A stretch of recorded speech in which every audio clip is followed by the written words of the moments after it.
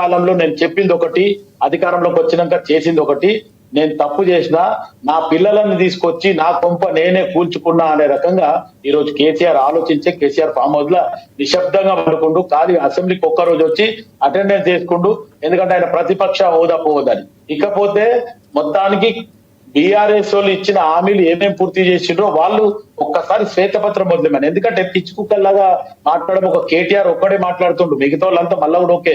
ఈ రోజు సొంత చెల్లె ఏదైతే బీఆర్ఎస్ లో ఏం పీకిండ్రు 10 సంవత్సరాల తెలంగాణ తెచ్చుకొని ఏమి పీకి కట్టలు కట్టినమో అని చెప్పి కవిత మాట్లాడుతుంది. దానికి ఖచ్చితంగా ఈ రోజు బీఆర్ఎస్ నాయకులు కానీ కవిత గారు ఎవరైతే ఉన్నారో శివలాల్ గారు కవిత గారు ఏదైతే ఉన్నారో ఆవిడ ఇచ్చే మాట్లాడే ప్రశ్నలకి సమాధానం చెప్పలేక ఏం మాట్లాడాలో తెలియక కేటీఆర్ గారు ఎలా పడితే అలా మాట్లాడుతున్నారు మీరు అంటారా?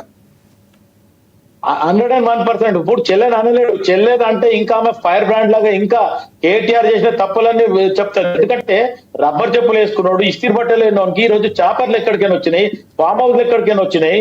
ఇవన్నీ ఆమె ఓపెన్ గా చెప్తుంది. ఇప్పుడు మొత్తం బీఆర్ఎస్ నాయకుల బండారం అంతా ఈ రోజు కవిత మొత్తం బయట పెడుతుంది. వాళ్ళు దానికి చెప్పలేక కక్కలేక మింగలేక మొత్తానికి పిచ్చి కుక్కలు కలిసిన లాగా అరవడం జరుగుతుంది. అది ఒక టార్గెట్ చేస్తుంది రేవంత్ రెడ్డి గారిని, మిగతా వాళ్ళని కాదు. ఆ శ్రీధర్ బాబు గారు కానీ, ఉత్తమ్ కుమార్ రెడ్డి కానీ, పొన్నం ప్రభాకర్ కానీ, ఇంకెవరు మాట్లాడుతుంది, ఒక రేవంత్ రెడ్డి గారినే టార్గెట్ చేస్తుండ్రు. రేవంత్ రెడ్డి గారు 2 సంవత్సరాలు సమన్వయం పాటించిండు. ఇప్పుడు ఆయన కూడా ఏం చేస్తుండు, ఖచ్చితంగా రేవంత్ రెడ్డి గారిని అయితే తిడుతున్నారు కానీ బబులు బెలూన్ అని మాట్లాడిన హరీష్ రావు గారిని ఉద్దేశించి మాట్లాడిన కవిత గారి గురించి ఏమంటలేదు.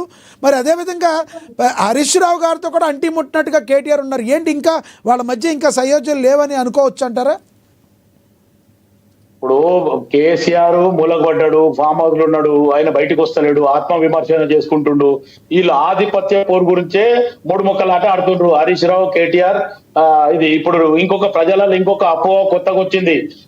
కేటీఆర్ కవితని కలిసి హరీష్ రావుని బయట పంపించడానికే కేసీఆర్ బాగా కుట్ర చేస్తుండ్రు అనేది కూడా ఇంకొక కొత్త నినాదం మొదలుకొచ్చింది.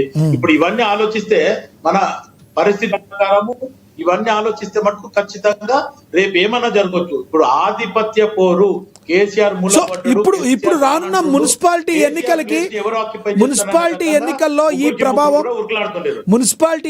ఈ ప్రభావం కవిత గారి ప్రభావం కావచ్చు, లేదంటే కేటీఆర్ కానీ ఈ మున్సిపాలిటీ ఎన్నికల్లో ఈ ప్రభావం ఉంటుందంటారా?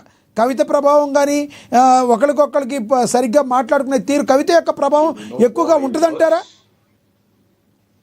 శివలాల్ గారు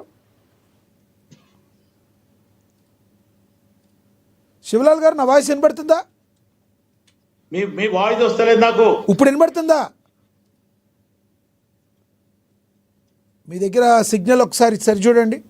ఎస్, మళ్ళీ అడుగుతాను. రామ్మోహన్ గారు మీరు చెప్పండి, ఈ ప్రభావం ఎక్కువ ఉండబోతుందంటారా? కవిత జాగృతి అనే పార్టీ పెట్టబోతున్నాం, మరి సమరశంఖం పూరించబోతున్నాం అంటున్నారు. ఆవిడ వచ్చే సార్వత్రిక ఎన్నికలకి రెడీ అవుతారా? మరి రానున్న మరికొన్ని ఎన్నికల్లో ఏమైనా పోటీ చేస్తారో తెలియదు, కానీ కవిత వలన మీ పార్టీకి జరగాల్సిన డ్యామేజ్ జరిగింది. ఎందుకంటే ఆవిడ మాట్లాడిన మాటలను ఇప్పటికీ కూడా కౌంటర్ చేయలేని పరిస్థితి. ఏదో ఇళ్లలో గుయ్యులాడుకుంటామని కేటీఆర్ గారు పక్కన చెప్పినప్పటికీ రాష్ట్రం మొత్తం కూడా ఎక్కడ టీ షాపుల దగ్గర, పాన్ షాపుల దగ్గర మొత్తం మీ గురించి మాట్లాడుకుంటున్న పరిస్థితి ఏ రకంగా చూడాలంటారు? ఆవిడ ప్రభావం మీ పార్టీ మీద ఉంటుందా? కవిత ప్రభావం టిఆర్ఎస్ పార్టీ మీద ఏమాత్రం కూడా పనిచేయదు. ఎందుకంటే కవిత అదే ముగిసిపోయిన శకం అది. ఆమె పెద్దగా రాజకీయాలు నేను జాగృతిని రాజకీయ పక్షంగా మారుస్తాను కట్టతడి పెట్టి ఏదో సానుభూతి గెయిన్ చేసుకోవడానికి ప్రయత్నం చేస్తే, ఇక మహిళ కాబట్టి అంతకంటే చేసేది ఏముండదు ఆమె ఎక్కువగా.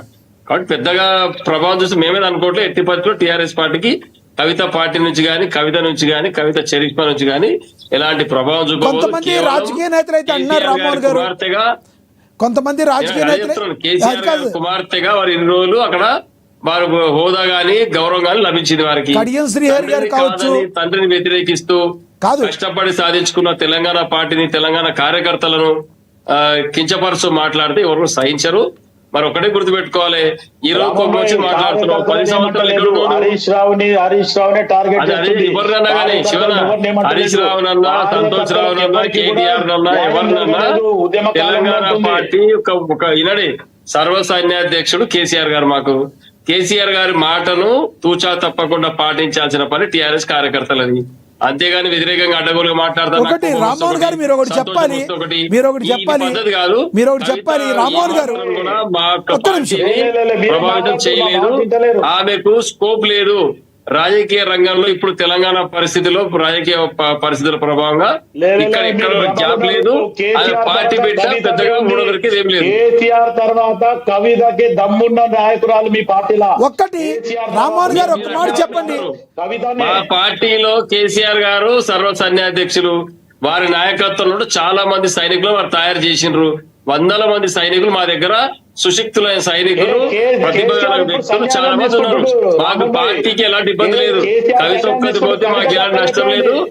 వినండి, కవిత పోతే మాకేం నష్టం లేదు. కవితను మేమే పంపించిన పార్టీ నుండి క్రమశిక్షణ చర్యలు ఉల్లంఘించినందుకు క్రమశిక్షణ చర్యలు తీసుకొని రామ్మోహన్ గారు ఒక మాట, రామ్మోహన్ గారు ఒక క్వశ్చన్ సమాధానం చెప్పండి. రామ్మోహన్ గారు క్రమశిక్షణ అన్నారు, మీరు బయటికి పంపించారు, షోకాజ్ నోటీసులు కూడా ఇవ్వకుండా నాకు పంపించారని అవి భావోద్వేగానికి అయితే గురయ్యారు మండలిలో. ఇవన్నీ ఓకే. అసలు కవిత గారు ఈ రకంగా బయటికి రావడానికి కారణం ఏంటంటారు, మీరేం చెప్తారు? ఇంకొకటి, కొంతమంది కాంగ్రెస్ నేతలు కవిత గారు కాంగ్రెస్లోకి వచ్చిన ఆశ్చర్యపోనవసరం లేదని మాట్లాడిన మాట మీ కడియం శ్రీహరి గారు కావచ్చు, దానం నాగేంద్ర గారు కావచ్చు, గతంలో వెళ్తారని నేను చెప్పాను. ఇప్పుడు మరి కవిత గారు కూడా వచ్చిన ఆశ్చర్యపోవడం కొంతమంది కాంగ్రెస్ నేతలు అంటున్నారు. దీన్ని ఎలా చూస్తూ ఉంటారు మీరు? కవిత గారు ప్రజాస్వామ్యంలో వారికి పూర్తి హక్కు ఉంది. భారతదేశంలో కూడా వారు వ్యక్తిగతంగా ఏం చేసుకోవడానికైనా మాకు ఎలాంటి అభ్యంతరం లేదు. సొంత పార్టీ పెట్టుకుంటారా, ఇంకో పార్టీకి పోతారా, ఏ పంచన